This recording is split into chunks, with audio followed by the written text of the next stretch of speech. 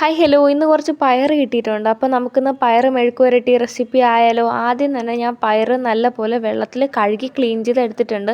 ഇനി നമുക്കതിനൊന്ന് ചെറുതായിട്ട് കട്ട് ചെയ്തെടുക്കാം.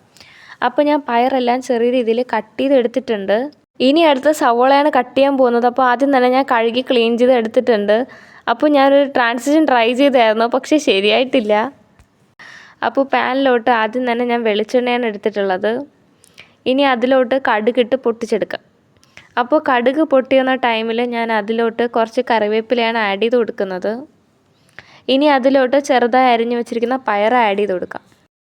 ഇനി അതിലോട്ട് ആവശ്യത്തിന് ഉപ്പൂടെ ഇട്ട് നല്ലപോലെ ഇളക്കിയെടുക്കാം. അപ്പോൾ അടി പിടിക്കാതിരിക്കാൻ വേണ്ടിയിട്ട് നല്ലപോലെ ഇളക്കി കൊടുക്കുന്നുണ്ട്. അപ്പോൾ നിങ്ങളുടെ നാട്ടിൽ ഇതിനെ പയർ മെഴുക്കെന്നാണോ പറയുന്നത്, അതോ വേറെ എന്തെങ്കിലും പേരുണ്ടോ എന്ന് കൂടെ കമൻറ്റ് ചെയ്യണേ. ഇനി അരിഞ്ഞ് വെച്ചിരിക്കുന്ന സവോള അതിലോട്ട് ആഡ് ചെയ്യുവാണ്. അപ്പോൾ പച്ചമുളക് ഉണ്ടെങ്കിൽ അതുകൂടെ ആഡ് ചെയ്ത് കൊടുക്കുക. അപ്പോൾ എൻ്റെ കയ്യിൽ ഇല്ലാത്തതുകൊണ്ട് ഞാനിപ്പോൾ പച്ചമുളക് ആഡ് ചെയ്തിട്ടില്ല. ഇനി ആവശ്യത്തിന് മഞ്ഞൾപ്പൊടി കൂടെ ഇട്ടതിന് ശേഷം നല്ലപോലെ ഇളക്കിയെടുക്കുക. അപ്പോൾ നിങ്ങളുടെ നാട്ടിൽ ഇങ്ങനെയാണോ മെഴുക്കുണ്ടാക്കുന്നത്, അതോ വേറെ എന്തെങ്കിലും റെസിപ്പി ഉണ്ടെങ്കിൽ അതൊന്ന് കമൻറ്റ് ചെയ്യണം. അപ്പോൾ എനിക്ക് അടുത്ത പ്രാവശ്യം അത് ട്രൈ ചെയ്ത് നോക്കാമല്ലോ. അപ്പോൾ അടി പിടിക്കാതിരിക്കാൻ വേണ്ടി ഇടയ്ക്കിടയ്ക്ക് ഇളക്കി കൊടുക്കുന്നുണ്ട്. അപ്പോൾ ഇത്രയേ ഉള്ളൂ ഇന്നത്തെ വീഡിയോ ഇഷ്ടപ്പെടുവാണെങ്കിൽ സബ്സ്ക്രൈബ് ചെയ്ത് സപ്പോർട്ട് ചെയ്യാൻ മറക്കില്ല. അപ്പോൾ നിങ്ങൾക്ക് പയർ മെഴുക്ക് ഇഷ്ടമാണോ അതോ തോരൻ വെക്കുന്നതാണോ ഇഷ്ടമെന്ന് കമൻറ്റ് ചെയ്യണം. എനിക്ക് പയർ മെഴുക്കാണ് ഇഷ്ടം. അപ്പോൾ വീഡിയോസൊക്കെ ഇഷ്ടപ്പെടുവാണെങ്കിൽ സബ്സ്ക്രൈബ് ചെയ്ത് കൂടെ കൂട്ടാൻ മറക്കല്ലേ. അപ്പോൾ ഇനി